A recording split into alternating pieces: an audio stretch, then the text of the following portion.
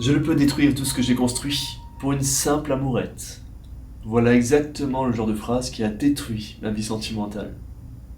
Bonjour à tous et bienvenue sur Oxygen Movies, c'est Jérôme dans son vaisseau spatial. Et ensemble on va étudier The Mandalorian. Cette fois c'est le chapitre 22, alias saison 3 épisode 6, Les Mercenaires. Un épisode où on découvrira la planète Plazir 15 et son fameux paradroïde le Résistor. Le tout placé sous une ambiance à la NCIS, où on découvrira petit à petit que le responsable sera un certain Emmett Brown. Doc, comment c'est possible? On en parle juste après le générique. Ainsi ai-je parlé.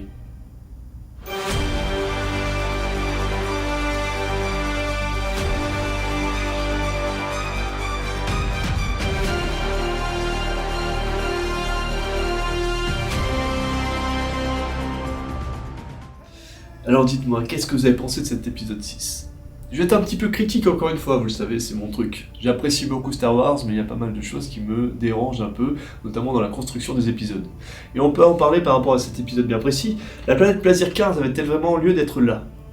On a décidé d'y implanter des Mandaloriens, l'ancienne équipe de Bo-Katan, et une quête secondaire qui apparaît pratiquement dès le début de l'épisode. Une quête dont on n'avait pas forcément besoin. En tout cas, moi, spectateur, j'avais pas forcément besoin de voir ce royaume merveilleux de Plazir 15 avec ces droïdes qui font leur vie tranquillement pendant que les humains ne travaillent pas, ne travaillent plus.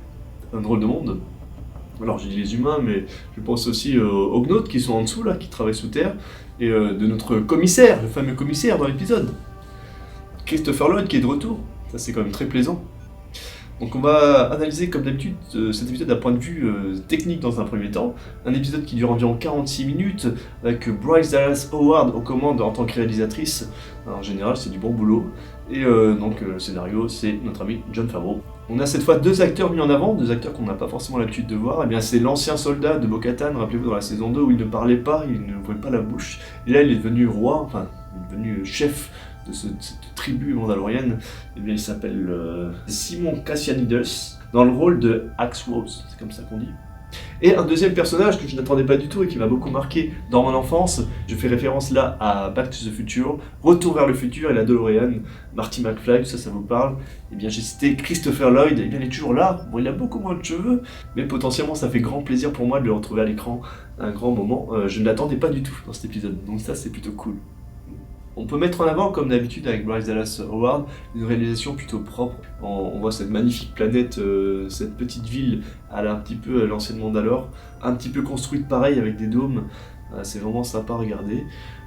Et puis ce monde un petit peu loufoque merveilleux, fantaisiste, avec ces souterrains où on constate que eh bien, oui, les robots travaillent et ont droit aussi à leur petit moment de détente dans leur bar. C'était vraiment une scène amusante. On retrouve aussi pas mal de références aux anciens films Star Wars, notamment par rapport aux droïdes de la Fédération du Commerce. J'ai bien reconnu, j'ai bien adoré retrouver ces têtes, ces robots un peu filaires amusants. On commence donc cet épisode sur une scène assez inattendue dans l'espace, avec la rencontre de deux vaisseaux spatiaux. On nous parle directement d'un vaisseau de l'Empire quand une espèce de Quarren, alors je sais pas si c'était une femelle au début, prenait son bain tout habillé et mangeait un espèce de poisson. Ok, donc là je me dis, ah, l'Empire est de retour, ça y est. Eh bien non, pas du tout. C'était en fait donc les Mandaloriens, certainement, alors peut-être ceux qui ont kidnappé ce fameux Moff Gideon. D'ailleurs on n'en sait pas plus que ça dans cet épisode, c'est peut-être pas eux d'ailleurs.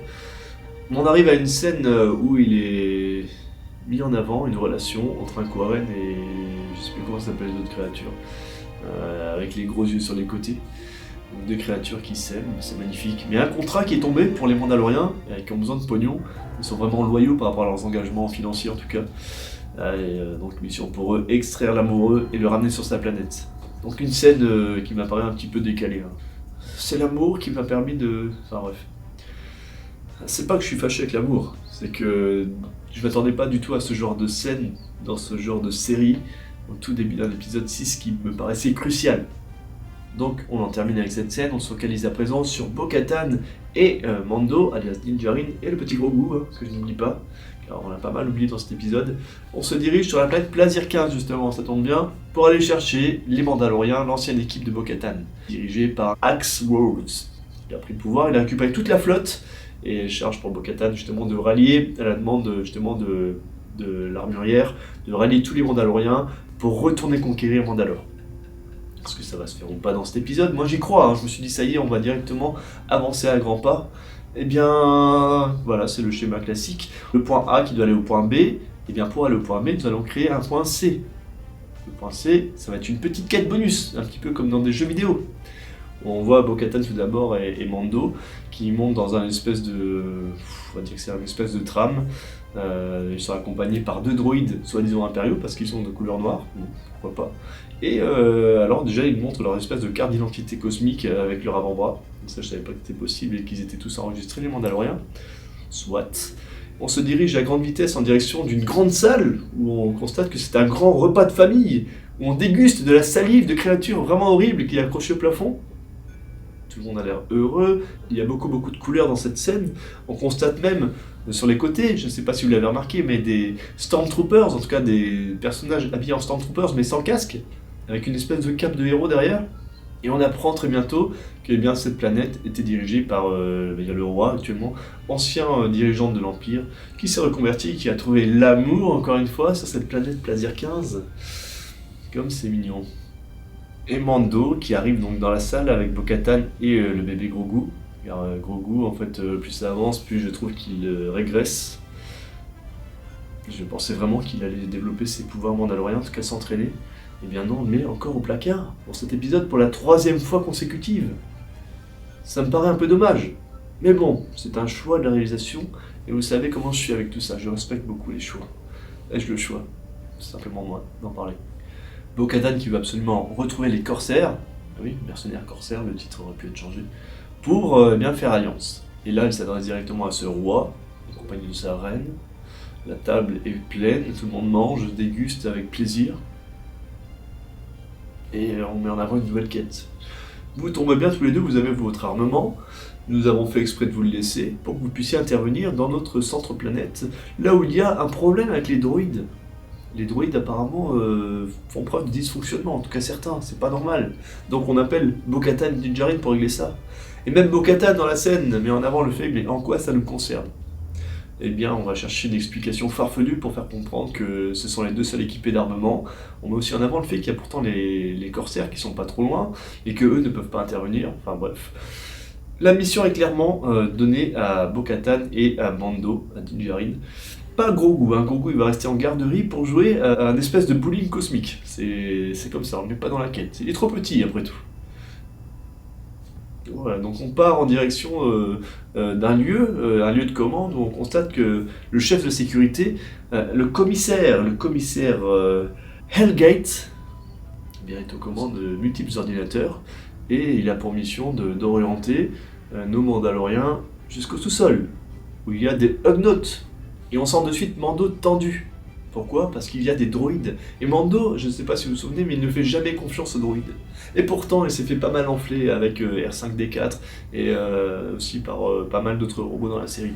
Mais là, je sais pas, il est un petit peu en pétard, il a les hormones qui montent, il est avec Bo-Katan et il fait comprendre que voilà, on laisse les droïdes et voilà ce qui se passe. J'ai beaucoup apprécié ce moment où Christopher Lloyd, alias le commissaire, chef de la sécurité, montre à nos amis mandaloriens comment ça s'est passé, quels ont été les dérapages de tous les droïdes qui ont apparemment eu des soucis de fonctionnement. C'est quand même assez comique, hein. C'est un peu du vidéo gag, caméra cachée, j'aime bien. Donc on va voir les Ugnaughts au sous-sol, bien isolés, qui ne répondent pas du tout, qui se nomment Bo-Katan. Serait-ce du sexisme? Bien non, pas du tout. Mando sait comment s'adresser à ces personnes-là. Il a connu un certain, je crois que c'est Gwil, malheureusement mort, je crois, dans la saison 1. Et avec la terminaison que l'on connaît tous à présent, ainsi ai-je parlé. C'est comme ça que s'expriment ces créatures. Et à partir du moment où on parle avec leur code, eh bien ils sont présents, ils sont réactifs. Ils sont là pour écouter le Mandalorien, alias Din Djarin. On se met autour d'une table, on est presque prêt à jouer au poker, et on met en avant le fait que le problème ne vient pas des Ugnaughts. Donc une enquête commence. Les 2 Mandaloriens se dirigent en direction du centre-ville, vont discuter avec un droïde, les droïdes, je sais même plus comment ils s'appellent, des droïdes séparatistes, des droïdes un petit peu squelettiques là, qui ont une voix assez aiguë. Mando qui commence à mettre des coups de pied dans les robots qui passent pour voir s'il y a des réactions. C'est un petit peu la violence gratuite ça, Din Djarin quand même. Enfin, on va pas te le reprocher. Et finalement, l'un des droïdes commence à se rebeller et se barre. Et là commence une course-poursuite à travers la ville. On voit Mando et Bo-Katan en train de poursuivre ce droïde, ancien droïde de la Fédération. À un moment, ce qui m'a assez amusé, c'est que ce droïde attrape une grosse caisse pour l'envoyer sur Mando, ou sur Bo-Katan, et Mando, bien sûr, l'évite. Normalement, derrière, il y a de la population, mais on nous montre bien que personne n'a été écrasé pendant la scène. Donc voilà, 0 victime. C'est du Disney tout craché. On continue la poursuite et finalement c'est Din Djarin qui se jette à travers une baie vitrée pour attraper le droïde qui est resté seul au sol, tel un mort, un cadavre, avec un petit gel des lieux effectué. Petite musique très très mystérieuse. Bo-Katan découvre un petit paquet de cigarettes avec le nom du Resistor, le bar, où certainement ce droïde allait faire ses petites virées nocturnes.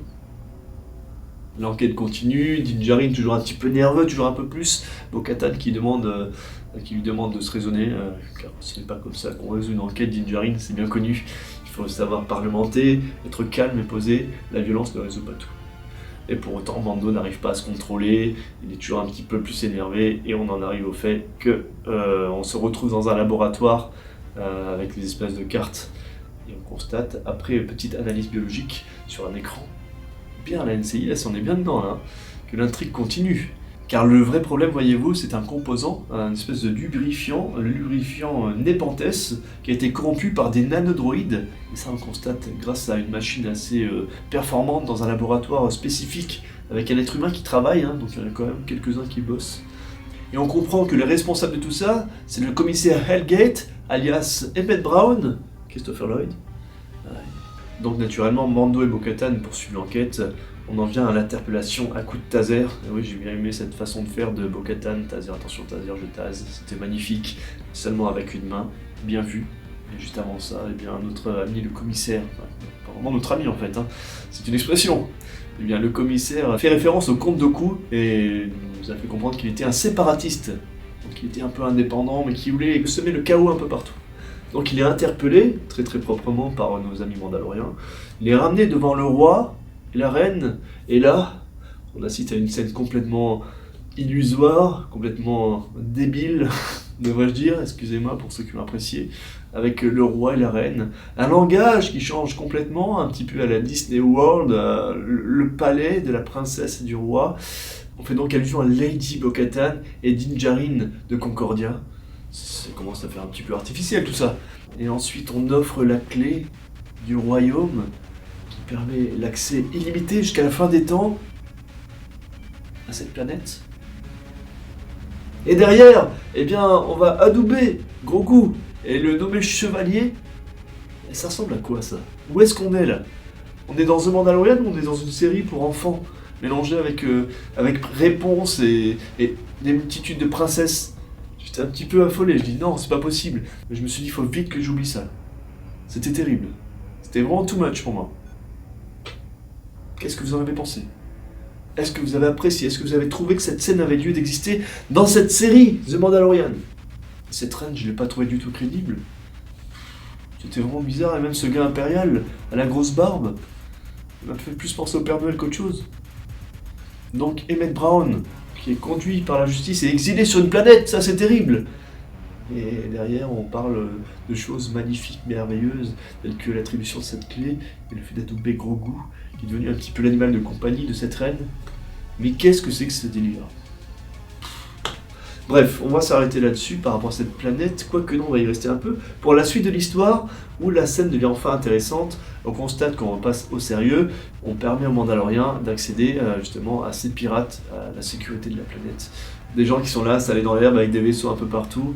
On reconnaît bien l'associée de Bo-Katan, je ne sais plus comment elle s'appelle non plus, mais elle était là aussi dans la saison 2, et donc Axe Woves, qui fait un petit peu le mec là, un petit peu le chef de meute, et Bo-Katan qui forcément provoque la conversation. Il fait comprendre que Bo-Katan a échoué par rapport au sabre noir notamment. Et face à tout ça, eh bien, Bo-Katan n'a pas d'autre choix que de l'affronter tout simplement. Et là, ça devient potentiellement sanglant, on voit que Bo-Katan est équipé de couteaux. Vous savez que les combats au couteau, ça laisse des traces normalement. Et l'ennemi du jour, Axe, qui est équipé carrément du lance-flamme. Donc un combat assez intense. Bien entendu, personne ne saigne même un tout petit peu. Ça ne prend pas, pour moi. Ça ne marche pas. C'est le gros défaut de cette série, qui a pourtant des capacités énormes, qui me fait vraiment vibrer, mais qui me ferait d'autant plus vibrer si on était dans un monde un tout petit peu plus réaliste par rapport à tout ce qu'on voit à l'image. Des couteaux, on peut pas jouer avec des couteaux, c'est pareil. Voilà, encore une fois, comme la dernière bataille, on ne voyait aucune victime, par rapport à une scène très tragique, l'attaque de Nevarro. Et bien là, donc des personnes qui jouent avec des couteaux et des lance-flammes, et pas une seule égratignure. Elle propose à des enfants de jouer avec des couteaux et des lance-flammes, vous allez voir les dégâts. Voilà, donc c'est aussi une erreur. On incite les gens à banaliser tout ça, toute la violence, et en voulant protéger finalement, je trouve qu'on fait une grosse erreur au niveau de Disney. Voilà, on ne fait pas comprendre que c'est dangereux.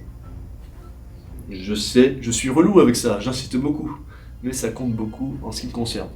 Donc un combat malgré tout assez intéressant, hein, on voit Bo-Katan qui domine largement, il commence à mettre le couteau sous la gorge d'Axe, et Axe qui refuse de rendre les armes, qui continue, qui insiste, et Bo-Katan qui le bloque vraiment pour de bon cette fois, qui lui fait comprendre cette fois je vais te trancher la gorge, et elle ne l'aurait pas fait bien sûr. La série a voulu qu'il s'arrête là, c'est pas plus mal, hein, je voulais pas voir un mec égorgé non plus. Donc on en arrive au fait que, Axe, d'accord, il est vaincu, mais il met en avant le fait que le sabre noir, ne devrait pas être entre les mains de Din Djarin, qui n'est pas vraiment un Mandalorien. Allez, prends ça dans la gueule, mon pote. Et là, Din Djarin, encore une fois, très très éveillé dans cet épisode. Un Din Djarin qui a fait une bonne sieste, qui a bien dormi, qui a bien récupéré, qui a une répartie assez incroyable, capable d'expliquer clairement ce qui s'est passé sur Mandalore. Le fait qu'il n'ait pas réussi à garder son sabre noir, qu'il a été sauvé par Bo-Katan, qui s'est servi donc de cette arme, et il pense naturellement que cette arme, qu'il maîtrise d'ailleurs moins bien qu'elle, doit lui revenir. Et là, tout le monde accepte. Donc finalement, les problèmes sont réglés par rapport à ce sabre noir. On n'en parlera plus. Bo-Katan est la digne héritière de ce sabre, et elle le porte très bien. La preuve, elle le prend, elle l'ouvre pour faire la photo de fin d'épisode. On constate encore une fois que c'est Bo-Katan qui termine un épisode, bon cette fois ok, en compagnie de Mando. Mais Grogu, Grogu il est encore un petit peu à l'extérieur. Je vous l'ai dit, il se fait écarter, on n'aime pas les petits gamins verts dans cette saison 3, c'est bien dommage. Je pense qu'il mériterait de revenir un petit peu à l'écran. Et voilà, peut-être à la fin, pour peut-être des choses un peu plus spécifiques, notamment par rapport à la conquête de Mandalore. Peut-être quand Moff Gideon va réapparaître, s'il réapparaît un jour. Cet homme est très très très furtif, c'est plus l'ombre de lui-même que l'on voit à travers chaque épisode pour le moment. On parle beaucoup de lui, mais on ne le voit jamais. On a eu vraiment 10 minutes d'épisode où ça a été très très très intéressant et utile pour l'avancée de l'histoire. 30 minutes de divertissement, pas désagréable, hein, je suis d'accord avec vous. On a un petit peu mêlé les thèmes. Hein. C'est The Mandalorian, hein. Il y a toujours du bon, du très bon et du pourri. C'est comme ça. Je prends quand même, hein, je suis quand même fan de la série. J'ai hâte de découvrir cet épisode 7 et 8 qui vont certainement ouvrir sur la saison 4. Saison 4 où peut-être que cette fois, on va vraiment aborder Mandalore. Je pensais que ça allait se traiter dans cette saison. On a commencé, on a bien avancé. Mais potentiellement, on est toujours un petit peu sur notre fin et c'est ce qui nous donne aussi envie de regarder la suite. C'est bien logique et c'est bien calculé par Disney. Donc voilà un épisode bien complet, une saison 3 qui va bientôt se terminer. Et j'ai hâte de découvrir ce qui va se passer. J'aimerais savoir aussi vous, de votre côté, ce que vous en pensez. Est-ce que vous avez trouvé que cet épisode était parfois too much? Est-ce que vous avez apprécié le spectacle global? Est-ce que vous êtes du genre à consommer du Disney à outrance? Je le respecte tout à fait. Jamais je ne me permettrai de juger vos avis. Autant je suis intéressé, j'aimerais savoir un petit peu clairement ce que vous avez comme sentiment après ces 6 épisodes. Est-ce qu'on part vraiment dans la bonne direction? Est-ce qu'on va très bientôt voir cette assemblée mandaloriane qui pourrait faire très mal, hein, avec leur flotte qui est plutôt impressionnante? Je vous remercie en tout cas pour votre fidélité. N'hésitez pas à vous abonner si ça n'est pas déjà fait, à laisser quelques commentaires par rapport à votre ressenti, même par rapport à cette vidéo, hein, tout simplement. Est-ce que la façon de présenter vous plaît? Est-ce que vous trouvez que je suis nul à chier? N'hésitez pas à réagir par rapport à ça, ça me permettra d'avancer aussi. Hein. Je vous invite également à me donner un petit pouce bleu, ça ne coûte pas cher, ça me permet moi peut-être d'espérer un meilleur référencement, d'agrandir la communauté et peut-être justement de répondre encore plus à vos attentes. Je vous souhaite à tous une très bonne semaine. En plus le printemps est là, bon, moi j'ai pas mal d'allergies au pollen, là je souffre le martyr, mais oui, j'adore la nature, mais la nature ne m'aime pas tellement. A très bientôt, ciao ciao.